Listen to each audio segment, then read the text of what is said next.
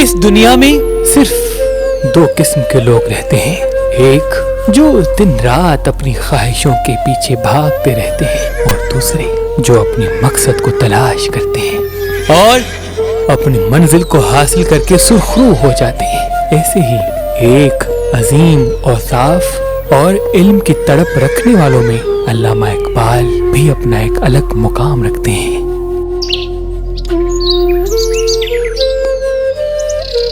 سن 9 نومبر 1877 عیسوی بمطابق 3 ذیقعدہ 1294 ہجری فجر کے وقت مغربی پاکستان کے شہر سیالکوٹ میں ایک دیندار بزرگ شیخ نور محمد اور ان کی زوجہ محترمہ امام بیوی کو اللہ نے 5واں بیٹا عطا کر دیا، جس کو دنیا آج بھی علامہ محمد اقبال کے نام سے یاد کرتی ہے۔ آپ کے والد کپڑے سیتے تھے، بڑی محنت و مشقت کے بعد گھر چلاتے تھے۔ جب علامہ اقبال تھوڑے سے بڑے ہوئے تو آپ اقبال کو سامنے بٹھا کے فرمانے لگے کہ اقبال، یاد رکھنا، کچھ لوگ ایسے ہوتے ہیں جو دنیا سے پیار کرتے ہیں، لیکن کچھ لوگ ایسے ہوتے ہیں جس سے دنیا پیار کرتی ہے۔ اب انتخاب تمہیں کرنا ہے کہ تم کن اشخاص میں ہو۔ اقبال نے کہا، بابا کیا مجھ سے دنیا پیار کرے گی؟ تو آپ کے والد نور محمد نے کہا، ہاں اقبال، کیوں نہیں؟ اگر تم نے زمانے کی اصلاح کی، اگر تم نے علم حاصل کیا، اگر تم نے اپنے کردار و اخلاق سے ہر پل ہر لمحے بہتری کا درس دیا، تو دیکھنا یہ زمانہ تم سے تا ابد تا حیات بعد مرگ بھی پیار کرے گا اور تمہاری عزت کرتا رہے گا۔ تو بس علامہ محمد اقبال نے اپنے آپ کو علم کے لیے وقف کر دیا اور علم حاصل کرنا اور زمانے کی اصلاح کرنا اپنا مقصد بنا لیا۔ آپ نے آغاز میں اپنے محلے کی مسجد میں مولانا غلام حسن سے قرآن اور دین کی تعلیمات حاصل کی اور شہر کے اسکول میں بھی طالب علم کی زندگی بسر کرتے رہے۔ اسکول کی تعلیم کے بعد آپ لاہور گورنمنٹ کالج میں آ گئے اور علم حاصل کرتے رہے۔ آپ نے جب زمانے کو دیکھا، لوگوں کو دیکھا، تو بچپن سے ہی اپنے افعال و کردار و الفاظ سے لوگوں کی اصلاح کرنے لگے اور یوں آپ میں لکھنے کا شوق بڑھتا رہا۔ 12 نومبر 1905 میں آپ اسکالرشپ لے کے تحصیل علم کے لیے کیمبرج کے لیے روانہ ہو گئے اور 3 سال کے بعد لندن گئے اور وہاں علم حاصل کرتے رہے۔ وہاں سے آپ جرمنی کی طرف روانہ ہوئے اور فلسفی میں ڈاکٹری کی ڈگری حاصل کرنے کے لیے مسلسل کوششیں کرتے رہے۔ علم حاصل کرنے کے دوران آپ جب لوگوں کو دیکھتے تھے کہ وہ اپنی رسم و رواج کتنے سرے عام خوشی سے مناتے ہیں، تو آپ نے اس کمی کو محسوس کیا کہ بڑے صغیر میں ہمارے مسلمان اپنے تہوار اتنی آزادی سے نہیں مناتے۔ تو بس یہ سوچ، یہ خیال وجود میں آیا کہ کاش کوئی ایسی ریاست ہو جہاں جب رمضان آئے تو ہر گھر میں روزے رکھے جائیں، جب عید آئے تو ہر کوئی گلے مل کے عید مبارک کہنے لگے، محرم آئے تو ہر آنکھ نوازہ رسول کے غم میں رونے لگے، رب الاول آئے تو شہر شہر چراغاں ہو کر یا رسول اللہ کی صدا گونجنے لگے۔ بس آپ بار بار جب بھی عید آتی، رمضان آتا، تو آپ ان چیزوں کو یاد کرتے رہتے اور اپنے وطن کے لوگوں کی غلامی کو اپنے خیالوں میں لاتے اور تنہائی میں روتے۔ بالآخر 4 نومبر 1907 میں آپ نے ڈاکٹری کی ڈگری حاصل کی، پھر آپ واپس لندن گئے اور بیرسٹر کی ڈگری حاصل کی۔ وہاں کافی اچھی جاب کی آفر آپ کو میسر ہوئی، لیکن آپ نے سب کو ٹھکرا کر اپنے وطن کی طرف جولائی 1908 میں روانہ ہو گئے۔ ممبئی سے ہوتے ہوئے 25 جولائی 1908 کو دلی پہنچے۔ اگلے روز کچھ دوستوں کے ساتھ حضرت نظام الدین اولیاء کی درگاہ گئے اور پورا دن وہاں گزارا، اور جب شام ہوئی تو غالب کی مزار پہ آئے اور فاتحہ پڑھی۔ 27 جولائی 1908 کو دوپہر کی گاڑی سے لاہور روانہ ہو گئے۔ اسٹیشن پہ اہل لاہور نے آپ کا شاندار استقبال کیا۔ اسی دن شام کی گاڑی سے آپ سیالکوٹ روانہ ہو گئے اور کچھ ایام کے بعد اگست 1908 میں پھر لاہور آ گئے اور کچھ ماہ بعد چیف کورٹ پنجاب میں وکالت شروع کر دی۔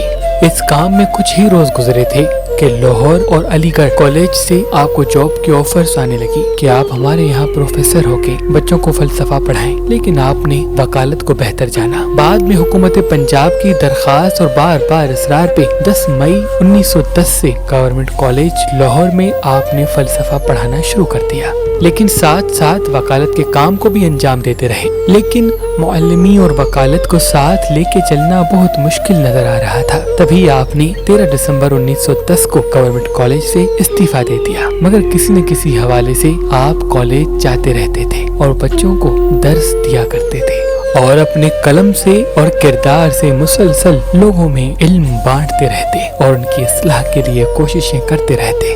9 नवंबर 1914 को अल्लामा इकबाल की वालिदा अल्लाह को प्यारी हो गई। अल्लामा इकबाल अपनी वालिदा से बहुत प्यार किया करते थे। इस गम ने आपको अंदर ही अंदर तोड़ दिया और इसी दर्द ने आपके अल्फाज को और भी गहरा बना दिया। जब 1914 में पहली जंग अजीम लगी तो बरसगीर में जो गैर मुल्की हाकिम मौजूद थे उनका तवज्जो अपने मुमालिक की तरफ होता रहा और बरसगीर के लोगों का जो आज़ादी का जज्बा था वो उभरता रहा। तो उस वक्त हिंद पाक में एक आज़ादी की नई लहर ने करवट ली और गैर मुल्की हुक्मरानों के खिलाफ एक मुत्तहिदा महाज कायम हुआ। सियासी नाइंसाफियों और माशी नाहमवारियों का एहसास पैदा हुआ।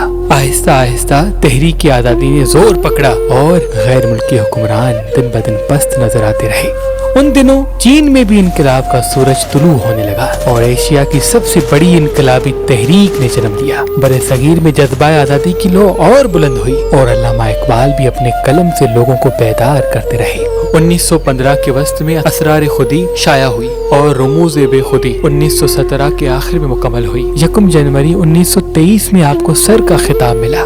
मई 1923 में आपका एक और फारसी मजमुआ पयाम मशरिक शाया हुआ। इकबाल का पहला उर्दू मजमुआ बाग़ दरा 1924 में शाया हुआ। जून 1927 में ज़ुबूर अजम शाया हुई।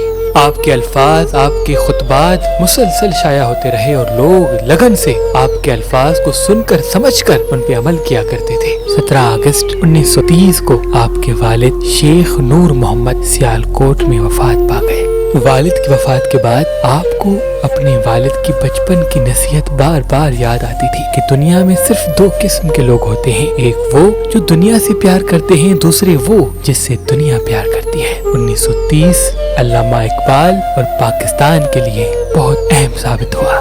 29 दिसंबर 1930 को इलाहाबाद में ऑल इंडिया मुस्लिम लीग की सदारत आपको नसीब हुई और आपने एक शानदार खुतबा दिया और उस खुतबे में अपने ख्याल का इजहार किया कि मैं एक जन्नत का टुकड़ा चाहता हूँ जहाँ मुसलमान रस्म व रवाज सुकून और मोहब्बत के साथ मनाते रहे, जहाँ रमजान मुहर्रम का एहतराम कायम हो, जहाँ ईद की खुशी कायम हो, जिस मुल्क में अमन कायम हो। मैं मुसलमानों के लिए एक अलग मुल्क चाहता हूँ। और यूं पाकिस्तान के तसव्वुर की बुनियाद वजूद में आई। हर कोई पाकिस्तान के ख्वाब देखने लगा। आपने कायदे आजम मोहम्मद अली जिन्ना से कहा, मोहम्मद अली, मैं तुम्हारी आंखों में वो तड़प और जोश देखता हूँ। तुम इन गैर मुल्की हुक्मरानों से अलग मुल्क ले सकते हो, बस अपनी कोशिशों को कभी पस्त नहीं करना। बिलाखिर 1931 और 1932 में तहरीक आज़ादी के दबाव ने हुकूमत बरतानिया ने एक इजलास रखा जहां अल्लामा इकबाल को तलब किया गया। आप वहां तशरीफ ले गए। आपने अपने ख्यालात का इतने मुखलिसाना अंदाज से इजहार किया कि बरतानिया के हुक्मरान खामोश रह गए। उनके पास कोई जवाब न रहा सिवाय पाकिस्तान के। और ये बात वजूद में आई कि मुसलमानों का एक अलग मुल्क होना चाहिए। आपका मकसद सिर्फ यही था कि हमारी कौम के लोग, हमारे मुल्क के लोग कभी भी किसी के मोहताज न बने। आप अपने कलम से, अखलाक से हर वक्त दर्स अखलाक देते थे, भलाई का दर्स देते थे ताकि इंसान इंसान पे मेहरबान रहे। जनवरी 1935 में बाले जबरील शाया हुआ। 6 मई 1936 को कायदे आज़म ने अल्लामा इकबाल से मुलाकात की ख्वाहिश का इजहार किया और आपसे मुलाकात करने के लिए जावेद मंजिल आ गए। कायदे आज़म मोहम्मद अली जिन्ना ने आपको मुस्लिम लीग के मरकजी मेंबर बनने की दावत दी तो आपने शदीद अलालत के बावजूद भी मुस्कुरा के कबूल कर दी और 12 मई 1936 को अल्लामा इकबाल मुस्लिम लीग के सदर मुकर्रर किए गए। जुलाई 1936 में ज़र्ब कलीम शाया हुई जिसे इकबाल ने दौरे हाजिर के खिलाफ ऐलान जंग करार दिया। अल्लामा इकबाल की सेहत दिन ब दिन खराब होती गई। तरह तरह की बीमारियों ने आपको घेरे में लिए रखा था। बस 21 अप्रैल 1938 की रात आपकी हालत और भी खराब होती गई। चौधरी मोहम्मद हसनैन शहर के बड़े बड़े डॉक्टरों को जमा किया लेकिन आपकी हालत बेहतर न हुई। आपकी शानों में दर्द की वजह से पूरी रात आप नींद से बेदार रहे। जब फजर की अजान का वक्त करीब आया तो आपने अपने दिल को पकड़ा और अपने खादिम अली बख्श से कहा, मुझे यहाँ शदीद तकलीफ है। अली बख्श ने आपको अपने बाजुओं में लेके अभी कुछ कहना ही चाहा कि इतने में आप दारुल फना से दारुल बका की तरफ कूच कर गए।